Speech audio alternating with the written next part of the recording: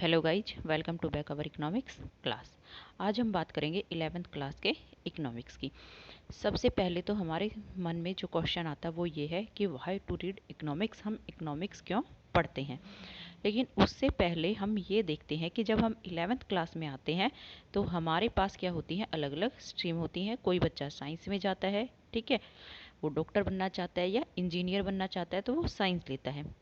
कोई बच्चा आर्ट में जाता है, कोई बच्चा कॉमर्स में जाता है। तो हम बात करते हैं कि हम कॉमर्स क्यों पढ़ाते हैं और कॉमर्स हम क्यों पढ़ते हैं। दोनों ही क्वेश्चन है। कॉमर्स का सबसे पहले तो हमें क्या है, मैनेजमेंट करना सिखाती है। अलग अलग सब्जेक्ट्स में आपको मैनेजमेंट करना सिखाया जाता है। वो बिजनेस भी हो सकता है, वो होम मैनेजमेंट भी हो सकता है।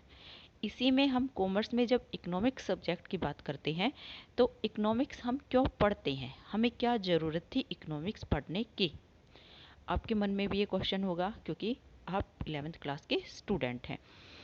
अब हम जब इकोनॉमिक्स की बात करते हैं तो जो हमारी इकोनॉमिक्स है वो हमें क्या सिखाती है, मानवीय व्यवहार का अध्ययन सिखाती है कि हम ह्यूमन एक्टिविटीज़ की कैसे स्टडी करते हैं। मानवीय व्यवहार क्या है कि हम लिमिटेड रिसोर्सेज में अनलिमिटेड वांट्स को कैसे सेटिस्फाई करते हैं, सीमित संसाधनों में असीमित आवश्यकताओं की पूर्ति हम कैसे करते हैं।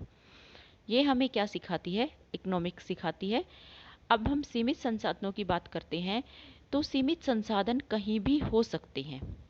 वो घर में भी हो सकते हैं, वो बाहर भी हो सकते हैं, ऑफिस में भी होते हैं, घर में भी होते हैं, देश में भी होते हैं। That is the universal truth है ये कि हमारे पास सीमित संसाधन ही होते हैं और हमें उन सीमित संसाधनों में अपनी असीमित आवश्यकताओं की पूर्ति करनी होती है। अब हम एक एग्जाम्पल की बात करते हैं कि पहले हम घर की बात करते हैं कि हमारी जो आय होती है वो सीमित होती है, लिमिटेड होती है। हमारे घर में मान लीजिए एक ही कमाने वाला है, वो फादर भी हो सकता है, कोई और भी हो सकता है। क्या है कि एक लिमिटेड इनकम है जो मंथली आती है और हमें उसमें क्या करना है, असीमित आवश्यकताओं की पूर्ति करनी है, मतलब कि अपनी सभी इच्छाओं को पूरा करना है। अब जो हम अगर सैलरी की बात करते हैं तो उसमें बहुत सारी डिमांड होती हैं। बच्चों की फ़ीस भी भरनी है, घर में खाने के लिए सामान भी लाना है, कपड़े भी खरीदने हैं, या फिर बच्चों के मनोरंजन के लिए भी, मूवी वगैरह के लिए भी कुछ ना कुछ करना पड़ता है। तो हमारी क्या है कि उस लिमिटेड सैलरी में अनलिमिटेड वांट्स को सेटिस्फाई करना होता है। सबसे पहले हम क्या करते हैं कि जब सैलरी आती है तो पेरेंट्स क्या करते हैं कि वो ज़रूरी कामों को पूरा करते हैं, बच्चों की फ़ीस भरते हैं, घर में खाने का सामान लाते हैं। उसके बाद थोड़े जो कम ज़रूरी काम होते हैं उनको करते हैं, उसके बाद थोड़े और कम ज़रूरी काम होते हैं उनको करते हैं। तो ऐसे हम क्या कर रहे हैं, मैनेजमेंट कर रहे हैं कि एक लिमिटेड सैलरी में हम अपनी अनलिमिटेड वांट्स को मैनेजमेंट कर रहे हैं कि हमें मैक्सिमम सेटिस्फेक्शन कैसे प्राप्त हो सके, कि हम अधिकतम संतुष्टि ले सकें। ठीक है स्टूडेंट, आर यू अंडरस्टैंड। अब हम बात करते हैं सेम कि अगर हम देश की बात करते हैं तो हमारे पास देश में भी यही सिचुएशन है कि हमारे पास लिमिटेड रिसोर्सेज ही हैं और हम क्या कर रहे हैं, उन लिमिटेड रिसोर्सेज में अनलिमिटेड वांट्स को सेटिस्फाई करने की कोशिश कर रहे हैं। पहले हम एक छोटे एग्जाम्पल की बात करते हैं, हम एग्रीकल्चर सेक्टर की बात करते हैं कि आपको पता है कि जब हम एग्रीकल्चर सेक्टर के लिए ज़मीन है वो क्या होनी चाहिए कि जो अच्छे से अच्छे खाद्यान्न उत्पादन हो सके। बंजर ज़मीन में हम क्या कर सकते हैं, एग्रीकल्चर यानी कि खेती नहीं कर सकते हैं। तो हम क्या करते हैं कि सारी जो हमारी देश की पूरी जनसंख्या है उसको खाने के लिए मिल सके, तो उसके लिए हम क्या करते हैं, लिमिटेड रिसोर्सेज में अच्छे से अच्छे खाद और बीज का प्रयोग करते हैं कि जो हमारे गेहूं है या चावल है वो अच्छी फसल हो सके और सभी को संतुष्टि मिल सके खाने की। ऐसे ही करते हैं ना। अब हम एक रीसेंट एग्जाम्पल भी लेते हैं जो आप हर रोज़ देखते हैं, ठीक है। अब हम बात करते हैं कि जो हमारी ज़मीन है वो आप सबको पता है, ये क्या है, एक यूनिवर्सल ट्रूथ है कि जो हमारी ज़मीन है वो लिमिटेड है और जो हमारी जनसंख्या है वो क्या हो रही है, डे बाय डे इंक्रीज हो रही है। आपको पता है कि हमारा जनसंख्या में अब कौन सा स्थान हो गया है, दूसरा स्थान हो गया है चाइना के बाद। अब जब हमारी जनसंख्या है वो डे बाय डे इंक्रीज हो रही है, जो हमारी ज़मीन है वो क्या है, लिमिटेड है। तो पहले हम क्या करते थे कि एक 100 गज के प्लाट में एक सिंगल फैमिली रहती थी, ठीक है। अब हमने क्या किया है, उसको दूसरे पर्पज से यानी कि जनसंख्या के हिसाब से उसको यूज करना शुरू कर दिया है कि अधिकतम संतुष्टि हमें मिल सके, मैक्सिमम यूज हम उसका ले सके। हमने क्या किया है, फ्लैट सिस्टम शुरू कर दिया है कि एक 100 गज की जमीन में अब बहुत सारी फैमिलीज एक साथ इकट्ठी रह सकती हैं, ठीक है। वो 2 फ्लोर भी हो सकते हैं, 3 फ्लोर भी हो सकते हैं, 10 फ्लोर भी हो सकते हैं। अब हम पहले क्या करते थे, सेम सेम सिचुएशन यानी कि सेम जमीन में हम एक सिंगल फैमिली रहते थे और उसको यूज करते थे। लेकिन अब फ्लैट सिस्टम से क्या किया है, हमने उसी लिमिटेड जमीन को मैक्सिमम यूज किया है उसका। आपको समझ आ गया होगा कि हम इकोनॉमिक्स में क्या पढ़ते हैं, कि इकोनॉमिक्स हमें क्या सिखाती है, कि हम लिमिटेड रिसोर्सेज में अनलिमिटेड वांट्स को सेटिस्फाई कर सके।